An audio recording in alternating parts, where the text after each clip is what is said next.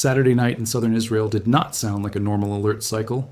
It sounded like the moment confidence cracked. Sirens went off, people ran for cover, and then came the kind of impact that changes the entire conversation in seconds. In Dimona, a building collapsed after what Israeli media described as an Iranian munition impact. And that is exactly what this video is about. How a strike got through, why a real structure came down, and what this says about Israel's air defense shield right now. Because when people say Iron Dome breached, they are usually using shorthand. What they really mean is this. Despite Israel's layered missile defenses, at least one incoming threat, fragment, or submunition still made it to the ground with enough force to cause visible destruction. And this time, the headline was impossible to ignore. A building collapsed. Rescue teams were deployed. The image of protection took a direct hit along with the concrete. Over the next few minutes, I'm going to walk you through what happened in Dimona, why this matters far beyond one damaged site, how Iran appears to be adjusting its strike strategy, and why even a small number of successful impacts can change the political and military meaning of this conflict. Start with the event itself. According to reporting out of Israel on March 21st, a building in Dimona collapsed after an impact from an Iranian munition. On the same night, multiple direct hits were reported elsewhere, and emergency teams were stretched across several locations. In Arad, the structure was also hit. In central Israel, impact sites and damage reports continued to come in. The important part here is not just the number of launches. It is the number of places where the war stopped being something in the sky and became something inside streets, homes, rooftops, and stairwells. That shift matters because missile defense is not judged only by how many threats it intercepts. It is judged by the few that still land. One interception makes a headline for a minute.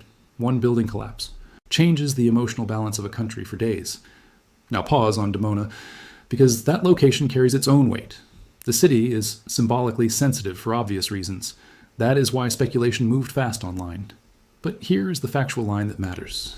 The International Atomic Energy Agency said it was aware of the reports of a projectile striking the city of Dimona, but it had no indication of damage to the Negev Nuclear Research Center, and authorities reported no abnormal radiation levels.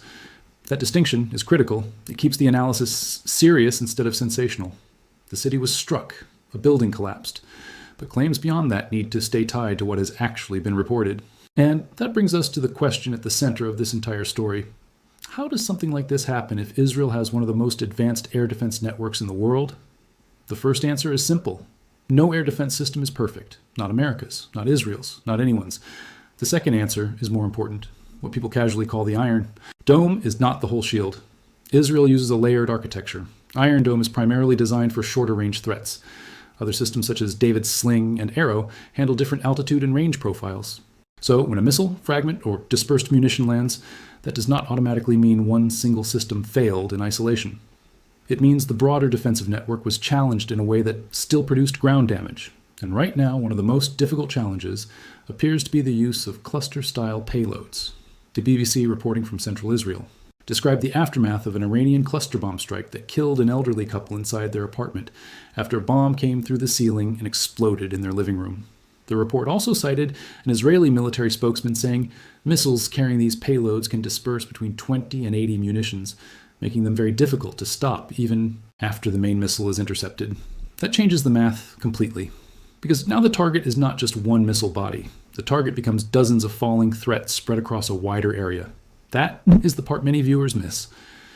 A missile defense system may successfully engage the incoming missile, and still the danger is not over. The warhead can split. Fragments can scatter. Bomblets can drop into residential zones.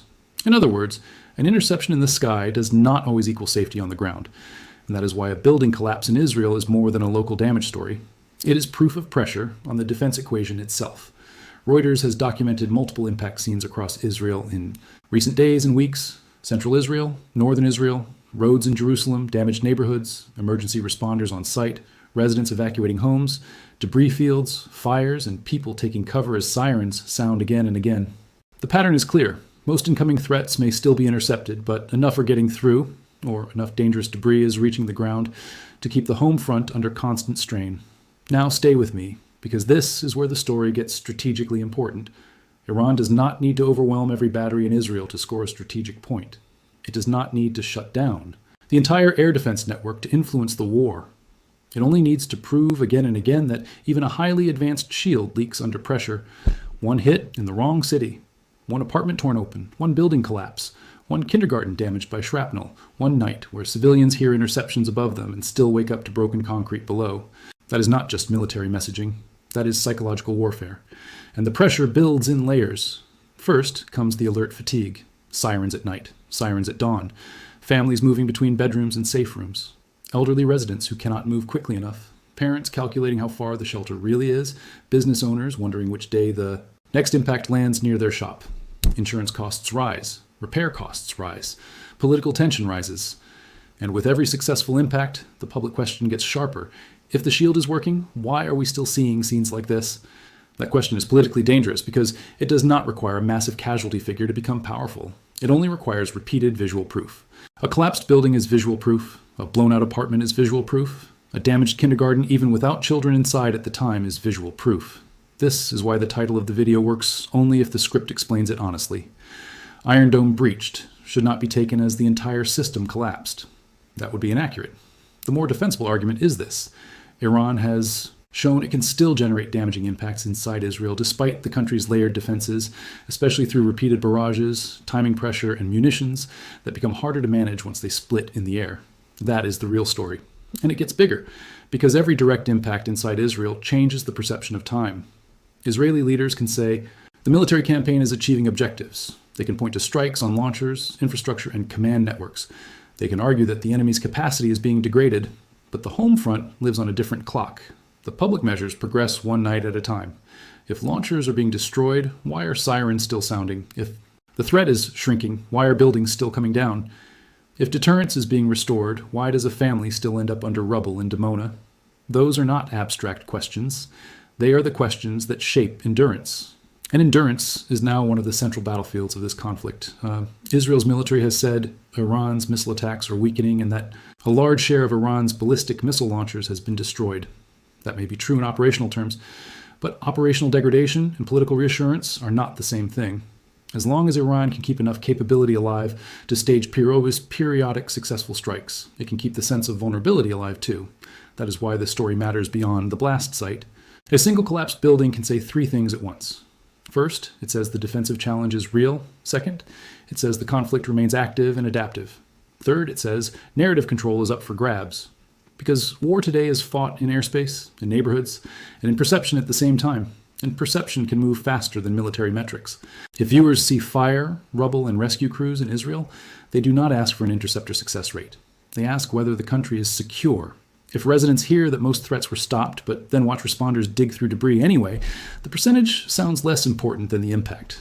That is why Iran's strike design appears aimed not only at physical damage, but at forcing these exact moments of doubt. Now, zoom out even further.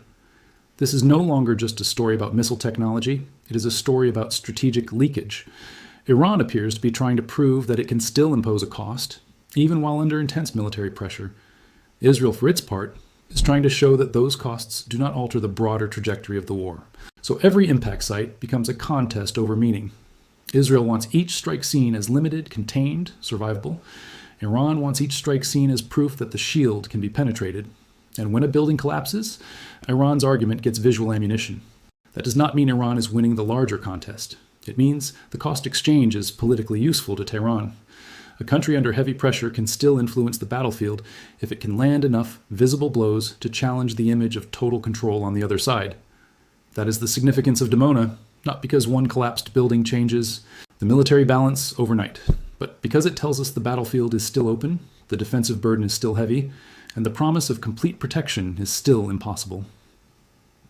In modern missile warfare, the difference between strategic confidence and strategic anxiety can be one impact point on one bad night. This was one of those nights, and that is why the story is bigger than the headline. A direct Iranian hit linked to a building collapse in Israel is not just another exchange in a long list of exchanges. It is a reminder that layered defenses reduce danger, but they do not erase it. It is a reminder that interceptions can dominate the sky while fear still dominates the ground. And it is a reminder that in this kind of conflict, the side that creates repeated moments of public uncertainty can still shape the war, even without controlling the air. So the real question now is not whether Israel can intercept missiles. Clearly, it can, and often does.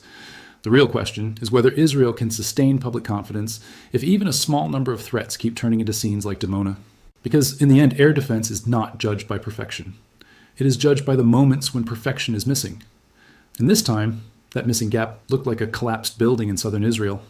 If the next rounds bring more of these impacts, then the pressure will not just be on the launch crews and interceptor batteries.